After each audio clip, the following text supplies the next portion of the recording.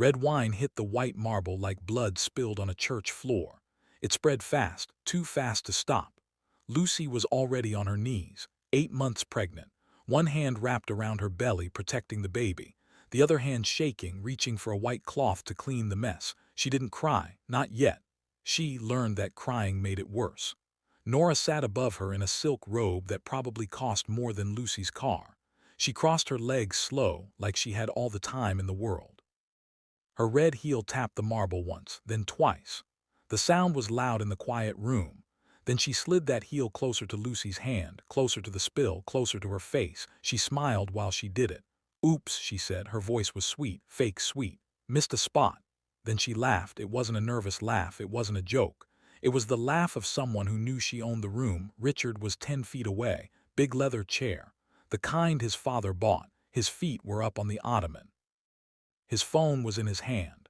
The blue light from the screen was on his face. He didn't look up when the glass broke. He didn't look up when Lucy got on her knees. He didn't ask if she was okay. He didn't ask if the baby was okay. He just scrolled. Then he spoke and his voice was flat, bored. "Hurry up, Lucy. Nora's glass is empty." He said it like Lucy was a waitress, like she was staff he hired, like she was nothing to him, like the baby boy in her belly wasn't his son. Like the ring on her finger didn't mean anything. He made his pregnant wife clean the floor while his mistress watched and laughed. He did it in the house he bought with his father's money. He did it in the dining room where they had their wedding dinner 2 years ago. The same table, the same chairs. He thought no one would stop him. He thought the security cameras were off because he turned them off last week. He thought his father was still on a plane from Chicago. He was wrong about all three things. The door handle turned, slow, from the outside. You couldn't hear it over Nora's laughing and the sound of Richard's phone, but it turned. Harrison was home, 61 years old, United States Marine, retired, sergeant, 2 tours in Iraq.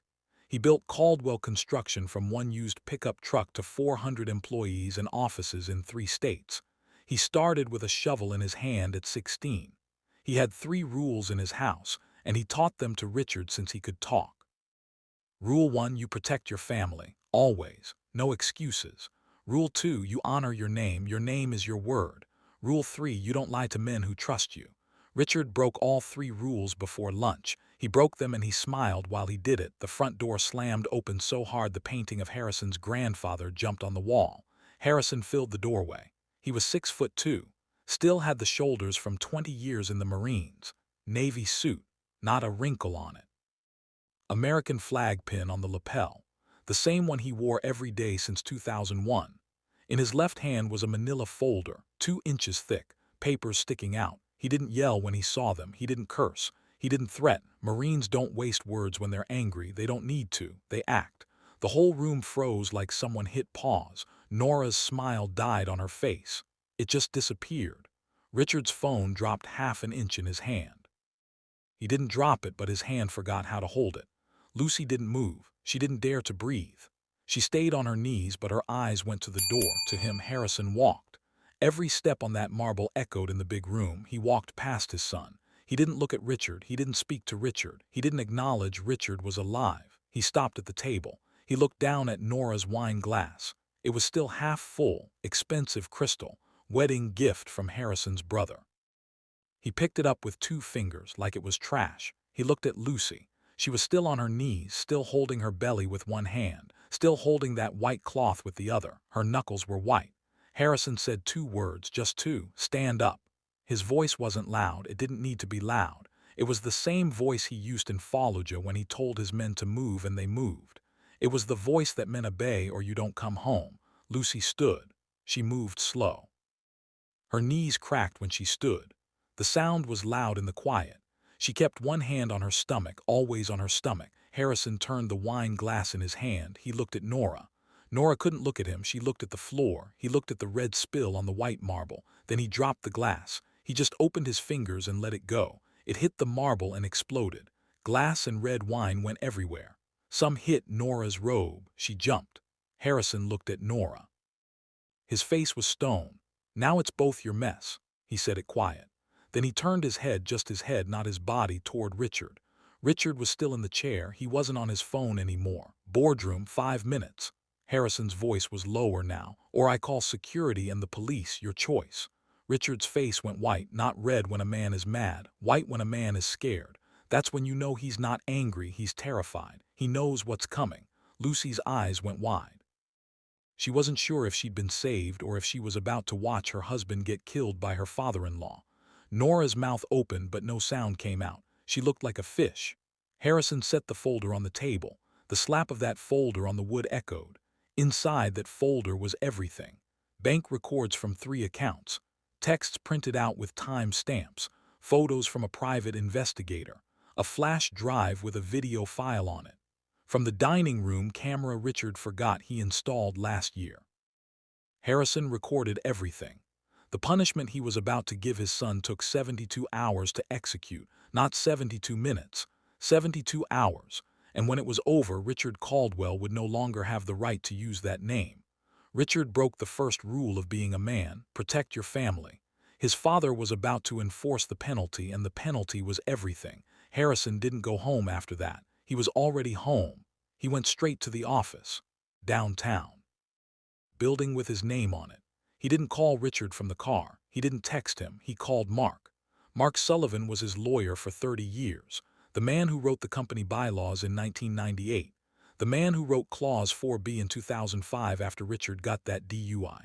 Harrison said, "Mark, it's time. Pull the trust. Freeze his accounts. Use Clause 4B moral turpitude. I have video and I have audio."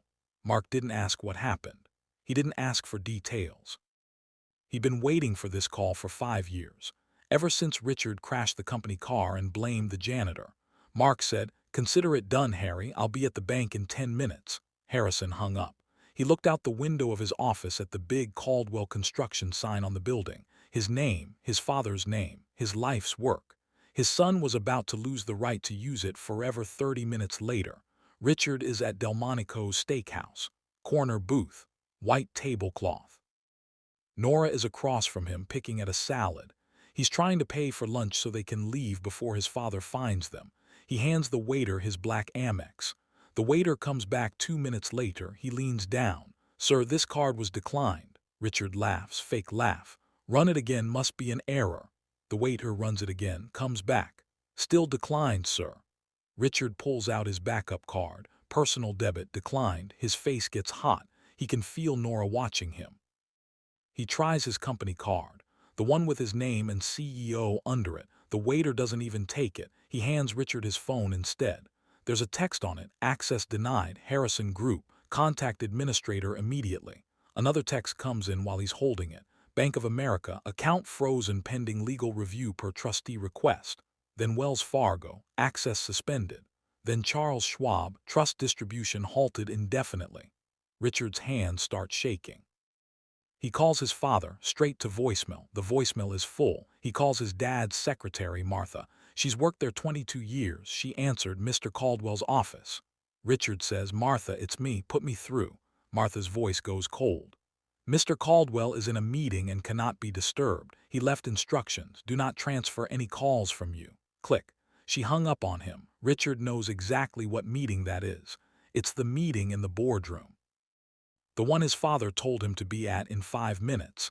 It's been 35 minutes. Nora is upstairs in the guest room. The guest room Lucy decorated for her mother when she visits. Yellow walls, white curtains, pictures of Lucy's family.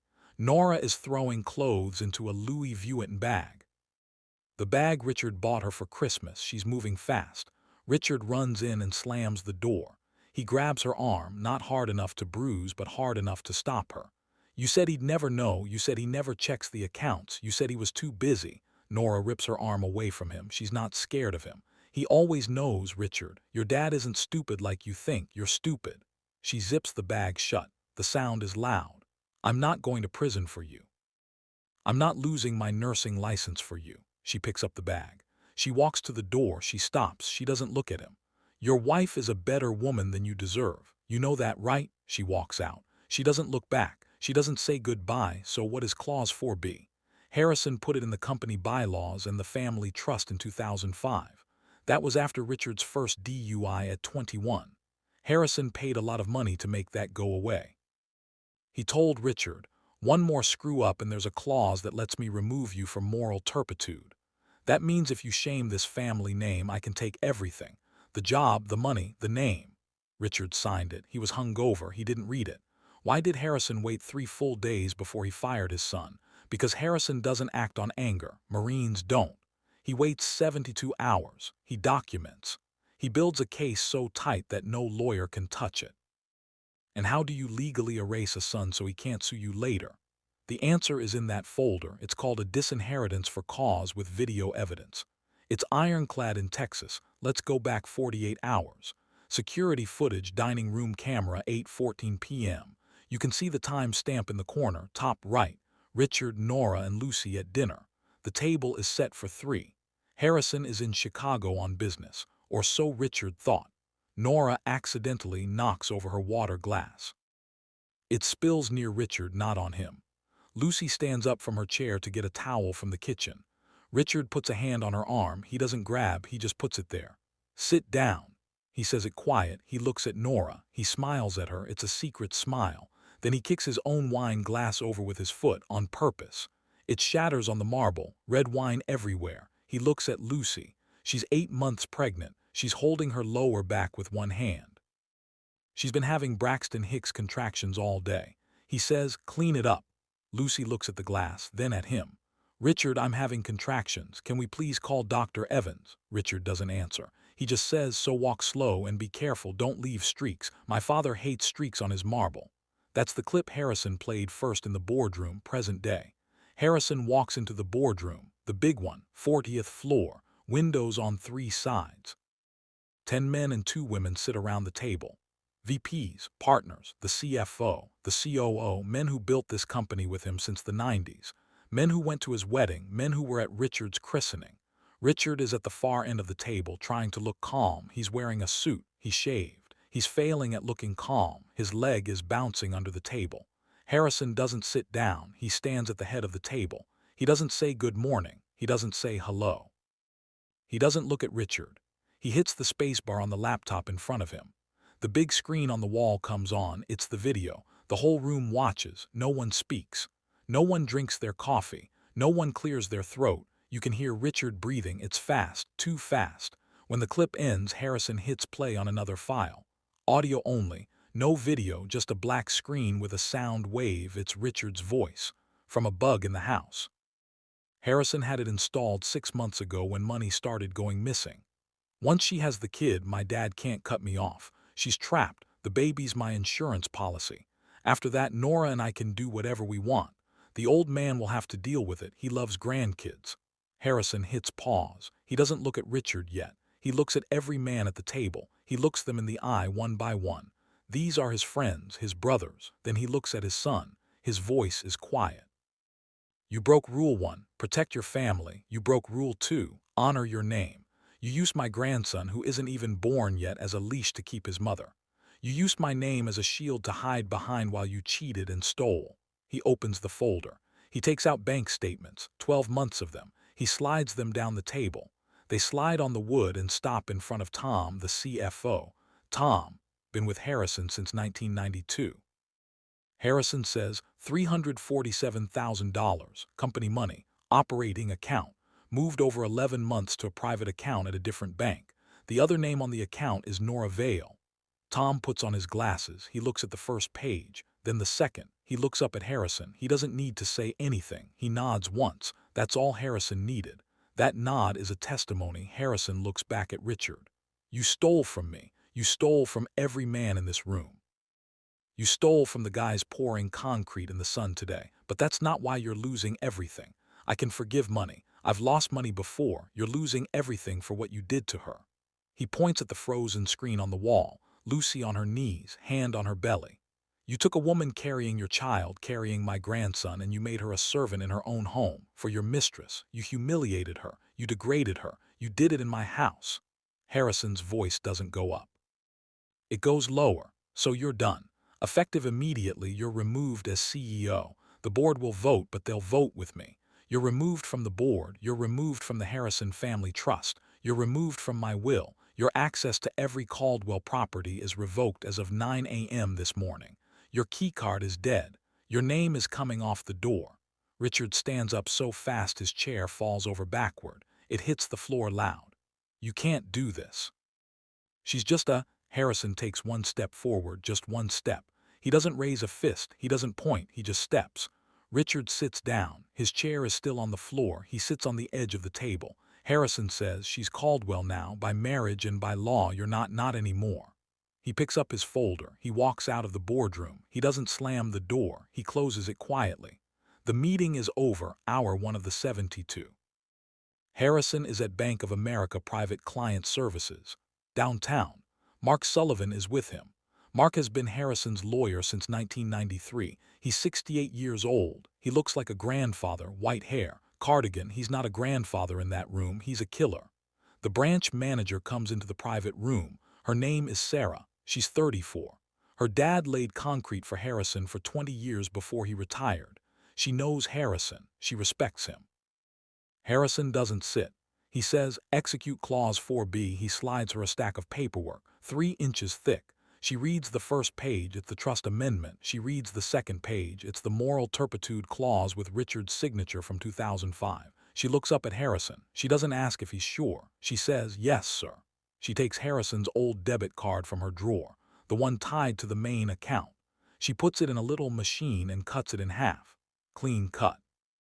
Then she opens a new box. She hands him a new card, black metal, no numbers on the front, no limit. She says, this is live now. Then she turns to her computer, 2 big monitors. She types fast. On her screen you can see it clearly, client Richard Caldwell, all accounts. There are 6 of them: checking, savings, investment, company card, trust distribution account, private account. She clicks the first one. A box pops up. Restrict per trustee order. She clicks yes. She does it 5 more times. A big red stamp comes up on each one. Access DENIED, per trustee.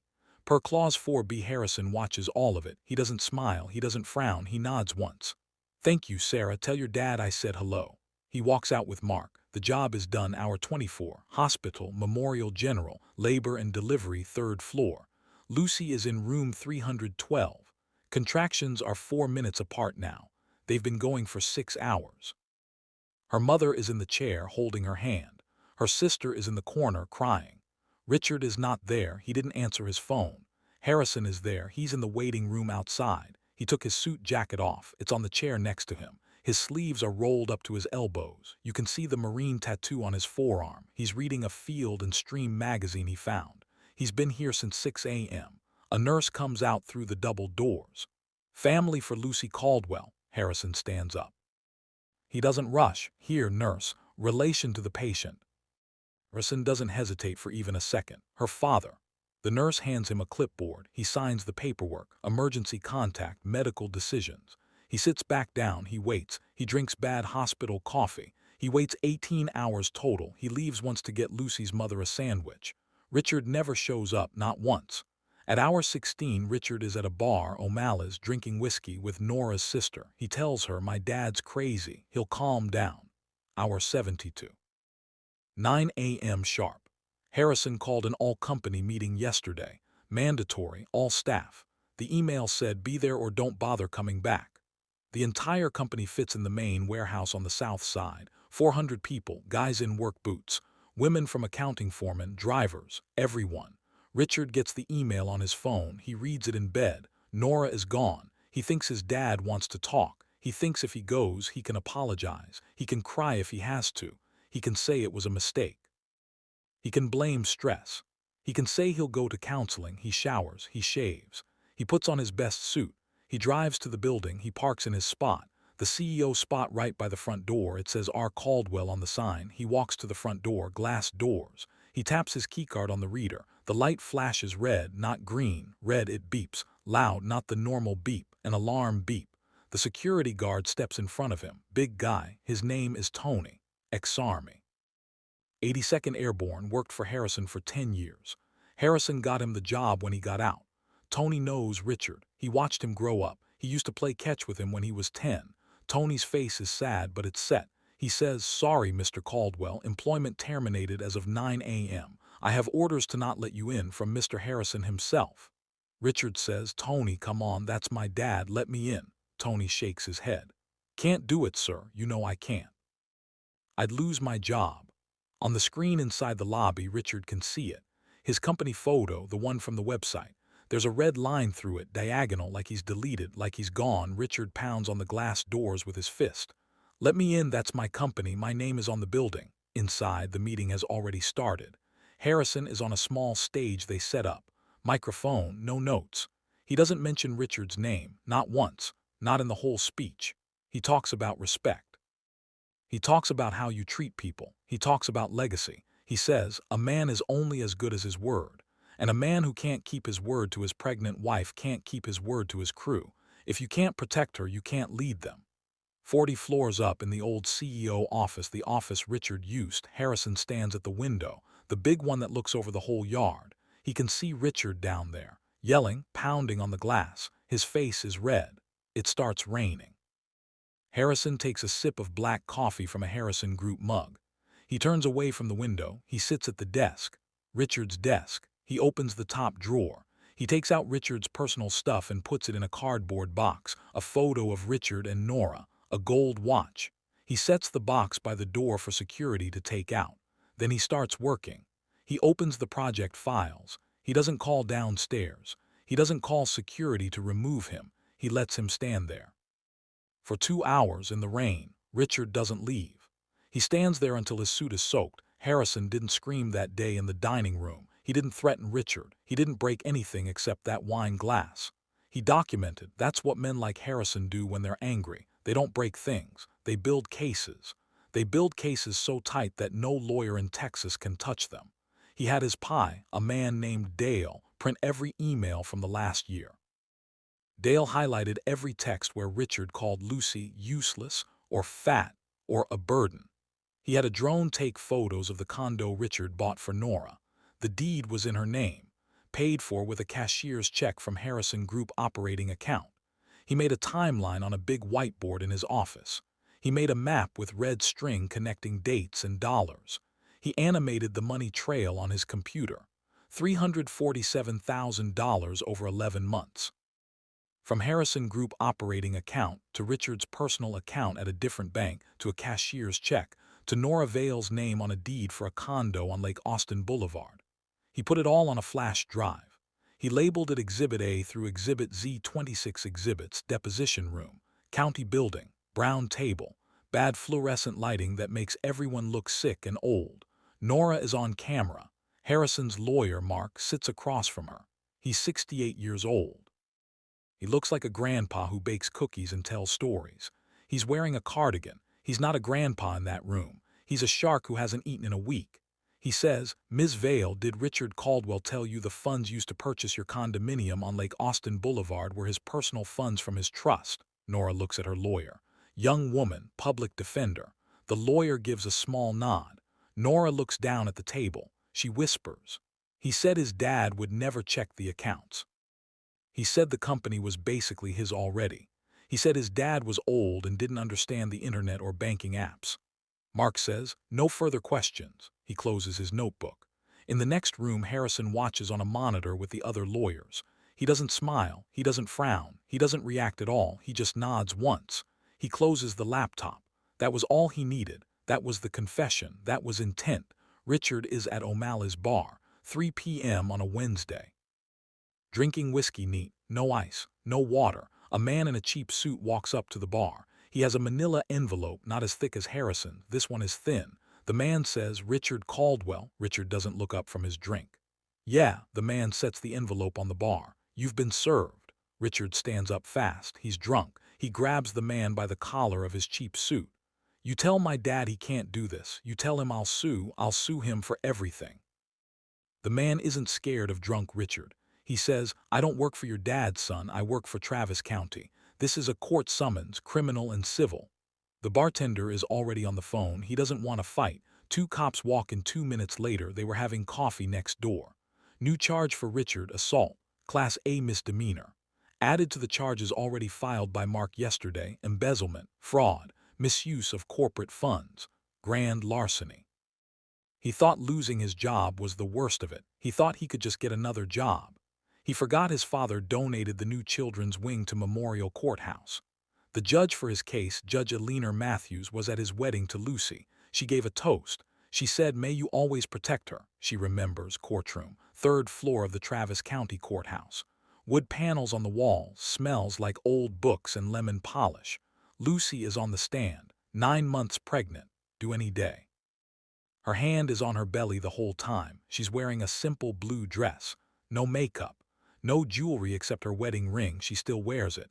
Richard's lawyer stands up. Young guy, 29 years old, expensive suit that costs more than Richard's first car. He walks toward Lucy. He tries to smile. "Your Honor, the witness is clearly emotional. She's hormonal. Her testimony is unreliable. We motion to dismiss her statements as prejudicial." He sits down, smirking at Richard. Like he won something. Harrison is in the gallery, first row, right behind Lucy. He's been there since 8 a.m. He doesn't look at Richard, not once. He stands up, slow. Every head turns. The judge looks over. Judge Matthews, she's 60. She knew Harrison's father. "Mr. Caldwell," the room goes quiet. You could hear a mouse. Harrison says, "Permission to submit evidence 7B, Your Honor. Video evidence from the marital home dated 2 days ago." The judge nods. "Permission granted." Bailiff. The bailiff, an old man named Earl, walks to the TV. It's a big one on a cart with wheels. He hits play on the remote. The whole courtroom watches. No one moves, no one coughs. No one checks their phone. On the screen, Lucy on her knees on the white marble, Nora laughing in the chair, Richard on his phone in the other chair. You can see the time stamp, 8:47 p.m. You can hear it, clear as day. "Hurry up, Lucy. Nora's glass is empty." Lucy says, "Richard, I'm having contractions."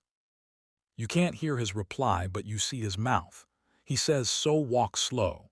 When the video ends, the silence is heavy. It's heavy like a blanket. You can hear the big clock on the wall ticking. The jury foreman, a man about Harrison's age with gray hair, he's shaking his head slow. He won't look at Richard. He looks at the floor. Richard's lawyer looks at his yellow pad. He looks at Richard. His face is pale. He closes his folder. The sound is loud. He stands up. "No further questions, Your Honor." He sits down. He doesn't look at Richard again, not once. The judge looks at Lucy. Her face is calm. She's not crying. The judge looks at Richard. His face is wet. He's not calm. The judge speaks. "Court finds in favor of the plaintiff, Lucy Caldwell. Full legal and physical custody granted to the mother. The trust for the minor child, established by Harrison Caldwell, will be administered solely by the mother, Lucy Caldwell. The defendant's parental rights are restricted to supervised visitation only, pending completion of a court-approved parenting course, an anger management course, and a psychological evaluation. Defendant will also pay all plaintiff's legal fees." She hits the gavel. It's over. Richard lost his son, his money, and his name in under 6 minutes of court time. 1 week later. 8 a.m. A lift is outside Harrison Group headquarters, downtown Austin. 2 men are on it, company shirts. They have tools. They go up to the 10th floor to the big sign on the building, the letters that say R. Caldwell and Son in steel. They take down the R. The bolts are old. It takes them 10 minutes. They take down the in Son. They put the letters in the lift. They put up new letters. L. Caldwell Holdings, L for Lucy. Richard drives by at that exact moment. He didn't plan it. Just driving. He stops his car in the middle of Congress Avenue. Cars honk behind him, long honks. He doesn't move. He watches his initial come down. He watches his name get erased. 4 days later, hospital room, Memorial General, room 312. Lucy is holding her son. He's 1 day old. He's got her dark hair. He's got Harrison's chin. The nurse comes in to check the baby's vitals. "Time for the father to hold him," she says. She looks at Harrison, who's in the chair. Then she looks at Richard, who's standing in the doorway. He finally came. He takes a step into the room. He's holding flowers. Gas station flowers, wrapped in plastic. Harrison stands up. He doesn't say, "Excuse me." He walks past Richard without a word, without looking at him. He takes the baby from Lucy. Careful, like the baby is made of glass. He holds him. He looks at the nurse. She asks, "Should I get the father for skin to skin?" Harrison says, "No son of mine." His voice is flat. Walks out of the room, with his grandson, into the hall. Richard stands there, holding the flowers. Lucy won't look at him. A man's name isn't given to him at birth by his father. It's kept by him every single day, with every choice he makes, with every word he says to his wife, with how he treats people when no one is watching.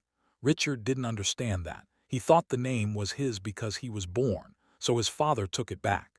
because Harrison understood. Was this justice for Lucy? Or was it vengeance for Harrison? That's for you to decide.